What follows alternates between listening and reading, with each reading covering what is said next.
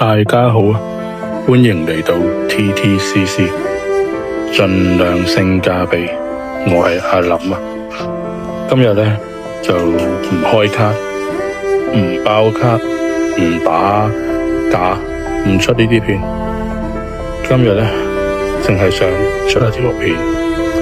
就係我出呢條片嘅意思咧，其實主要係想令到件事咧可以保持一個熱度啦。可能有人會覺得我會喺度炒作或者蹭熱度咁樣，但係你當我係咁嘅意思都冇所謂。但係我就係有啲嘢想講啦，想作為一個少少嘅自媒體可以做到啲乜嘢咧？咁樣我就想去拍呢一段片，去講一講呢件事咁樣啦。因為呢件事令到自己嗰個心情都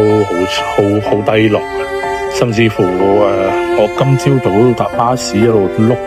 Thread 一路睇關於呢件事嘅報道啊，或者一啲貼文嘅時候咧，都眼濕濕嘅，都係好噏嘅個人，係啦。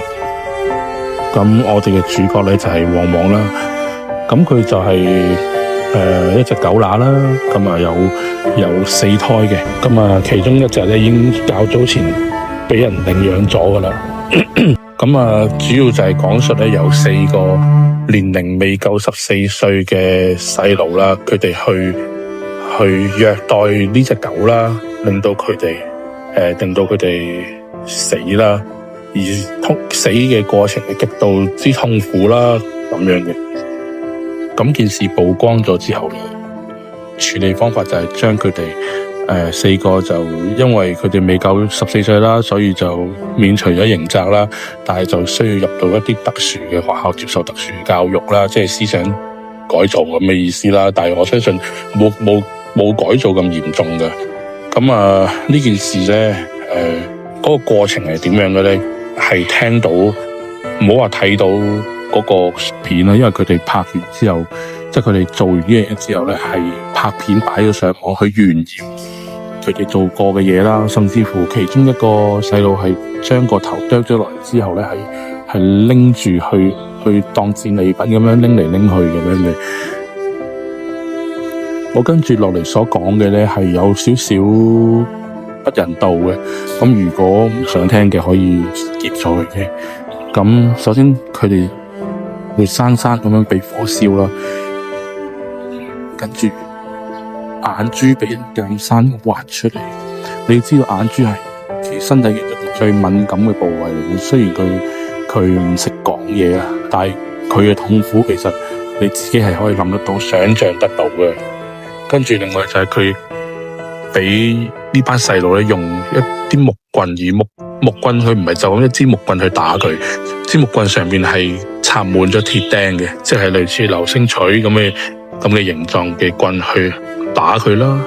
毆佢啦，狗嘅骨頭亦都被打斷啦。另外，如果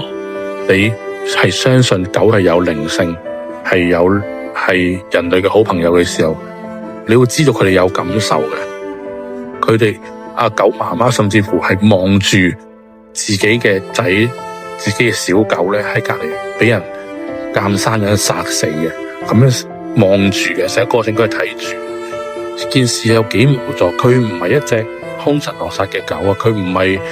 洛威拿啊、阿拉斯加雪橇呢啲咁大型嘅狗，唔係刀柏文呢啲咁大型嘅狗，佢只係一隻雜種嘅小狗咋，佢冇任攻擊力嘅，人類嘅一腳已經可以將佢踢傷，同佢踢走，甚至嚴重咁傷害到佢。但係件事就係咁樣會發生咗咯。講翻件事曝光咗之後咧，正常佢哋大眾嘅認知都覺得呢件事係唔啱噶啦。但係佢哋嘅父母咧係選擇去包庇佢哋啦，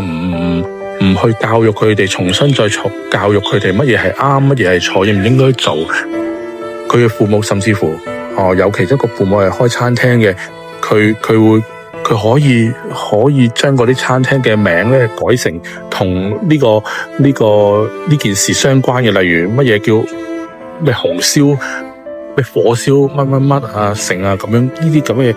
特別嘅菜名去反擊網民嘅攻擊，咁樣我覺得係真係唔係咁好咯。你咁樣去包庇佢咧，佢哋喺呢個年紀就可以做到啲咁冷血、冇同理心嘅事咧，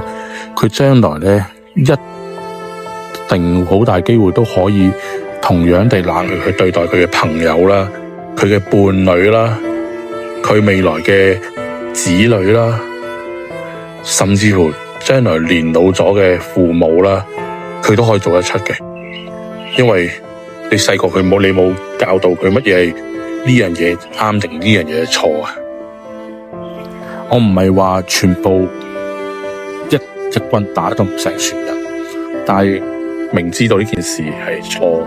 你都會先包庇佢，甚至佢哋做出一樣嘅嘢。